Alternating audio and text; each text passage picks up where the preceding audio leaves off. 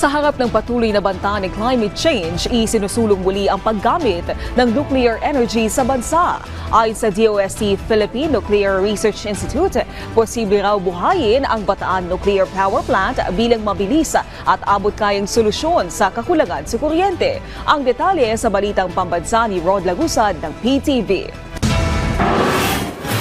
Sa gitna ng patuloy na epekto ng climate change, kung saan isa sa mga pangunahing rason nito ay ang greenhouse gases na mula sa pagsusunog ng fossil fuel gaya ng coal na siyang ginagamit para sa kuryente sa bansa, muling binigyang diin ng Philippine Nuclear Research Institute ng DOST ang alternatibong source, ang pagkakaroon ng nuclear energy.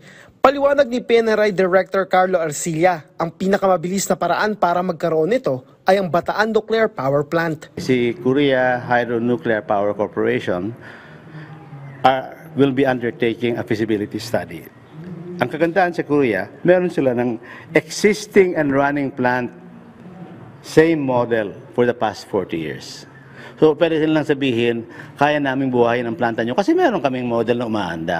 Ayon sa PNRI, mas mura ito dahil rehabilitasyon na lang ang gagastusin, naabot lang sa 1 hanggang 2 bilyong dolyar. Sulit din anya ang gastos dahil tumatagal ang planta ng 60 hanggang 80 years. Kumpara sa pagtatayo ng bagong planta na aabuti ng 1 dekada. Sinisigurado naman ni Arcilla na hindi niya pipirmahan ito kung hindi ito ligtas, lalo't ang PNRI ang siyang pumipirma pagdating sa license to construct at operate. May pribadong kumpanya na anya na handang bumili ng kuryente mula rito. Sa bahagi ng Alpas Pilipinas na isang non-stock at non-profit organization, binigyan din ito na malinis, mura at maaasahan ng nuclear energy. The best way for us to dispose of waste, kung tatanungin kami, deep borehole disposal. Kasi yung ating mga geothermal wells, umaabot na ng 3 kilometro yan. So kumuha ka ng isolated island, mag-drill ka doon ng 1 kilometer waste, ilagay mo yung waste doon, takpan mo ng bentonite, safe na.